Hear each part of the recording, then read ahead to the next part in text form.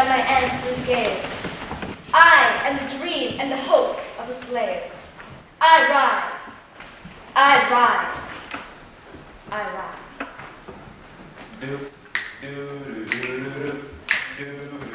rise. I rise. Ooh, I rise. I rise. My ancestors made. I rise. 3 years ago, during our trip to Nigeria, we visited the historical Badagry slave port.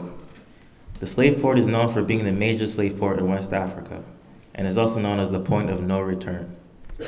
Hundreds of thousands of captured Africans, particularly those from Nigeria, Togo, and Benin, passed through this port to be sold in the Americas, the Caribbean, and Europe.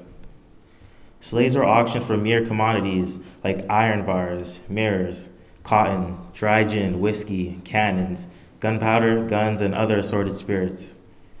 It was recorded at Badagry that a cannon was used in exchange for 100 slaves, while dry gin was traded for 2 slaves. While waiting for exportation, slaves would be kept in barracoons, a 2x2x2 cell built with burnt bricks and no ventilation. Around 40 slaves would be kept in one cell, chained from head to toe, and left there for about 3 months before they were released for shipment.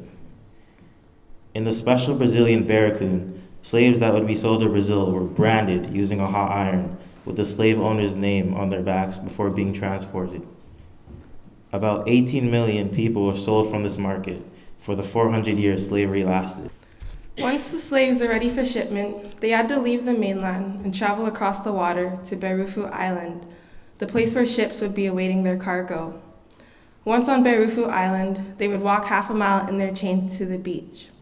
At the end of the trail, there would be a statue of 2 people linked by chains around their necks and a plaque saying "Point of No Return."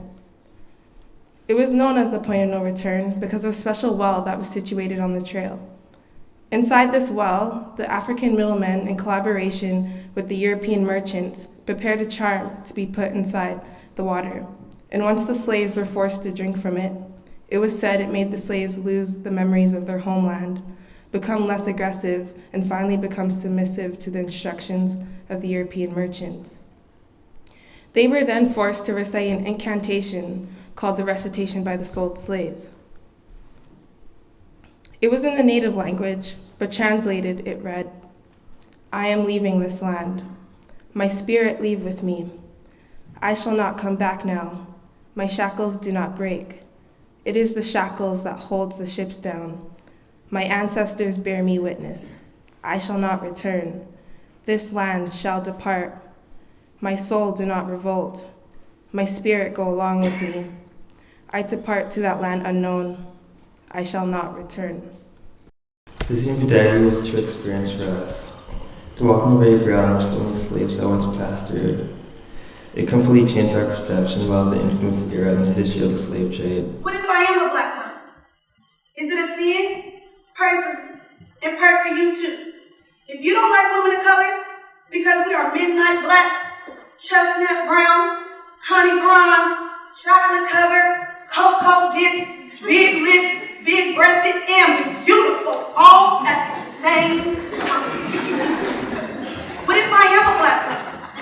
Does it bother you that much that I want a man who wants me, loves me, trusts me, and respects me, and gives me everything because I give him everything back, plus? Family is the biggest part of African culture, in my opinion. I remember a couple of years back, all my family from Belgium, France, Congo, different parts of South Africa, all joined in my house to have a big celebration. It was the biggest thing. Our grandmothers there, uncles, aunts, cousins. It was the biggest celebration. And at the end of it all, we got together and sang our family song. Orotowe, wakara mikire, wamunjaga, wababasti, wanana ninja, yemulume ochi pereza. And that hit home.